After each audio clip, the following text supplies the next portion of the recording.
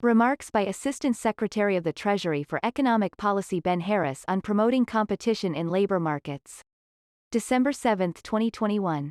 Washington. Assistant Secretary of the Treasury for Economic Policy Ben Harris delivered the following remarks at a public workshop on promoting competition in labor markets hosted by the Department of Justice and Federal Trade Commission.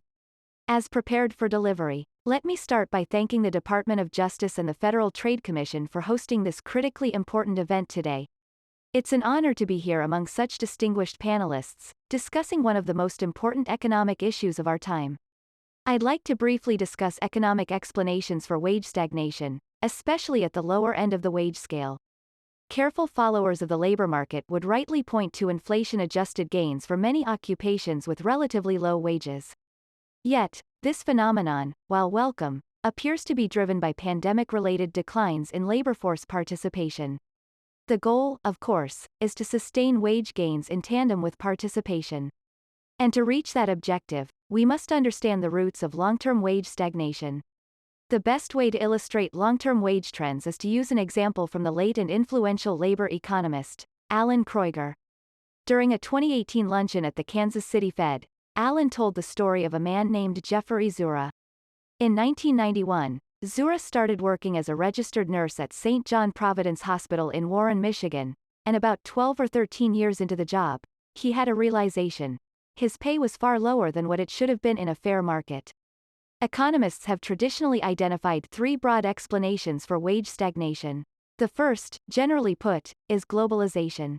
Beginning in the 70s, and accelerating in the 2000s with China's ascension into the WTO, American workers increasingly competed with workers in foreign labor markets, many of whom would accept lower wages for the same job. Production moved overseas, and for the jobs that remained, wages began to stagnate. This explanation is validated by the work of economists Autor, Dorn, and Hansen, who famously found that increased trade with China cost America roughly 1 million manufacturing jobs. Still, none of this explains the story of Jeffrey Zura.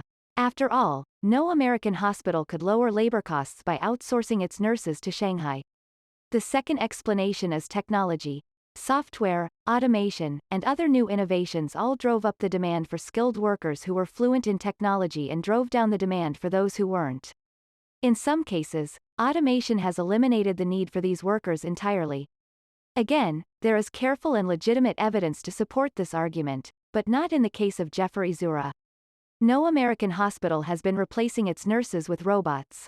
Which brings us to the third argument. Institutions that protect worker pay, like the federal minimum wage and private sector unions.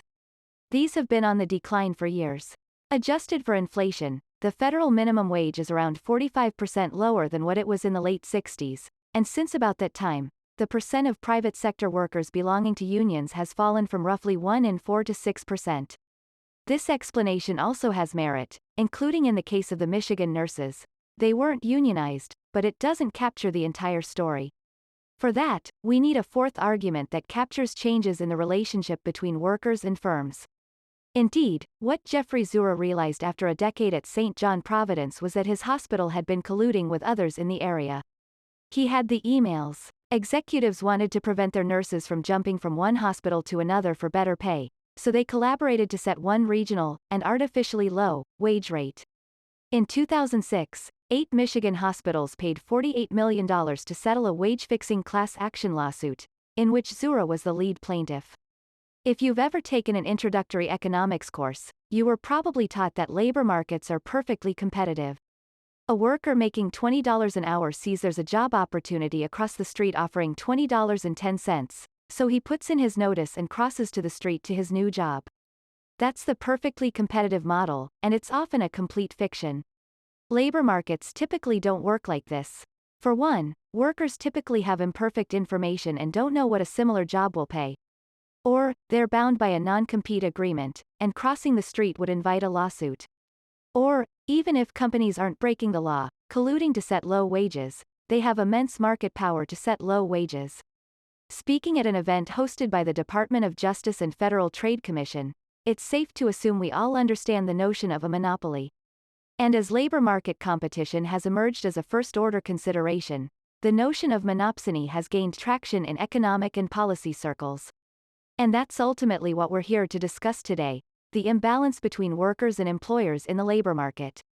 As the economist Alan Manning wrote in his seminal book, Monopsony in Motion, the relationship between employer and worker is not one of equals. While this anti-competitive streak can be seen as a harmful aspect of our economy, and it is, our newfound understanding of monopsony power is also a positive development. For years, we've been contending with a series of big and knotty questions. Why are wages low? Why is income inequality on the rise? This explanation helps us reframe those questions into a much more tractable one. How do we ensure that when employees negotiate their pay, they do so on more equal footing?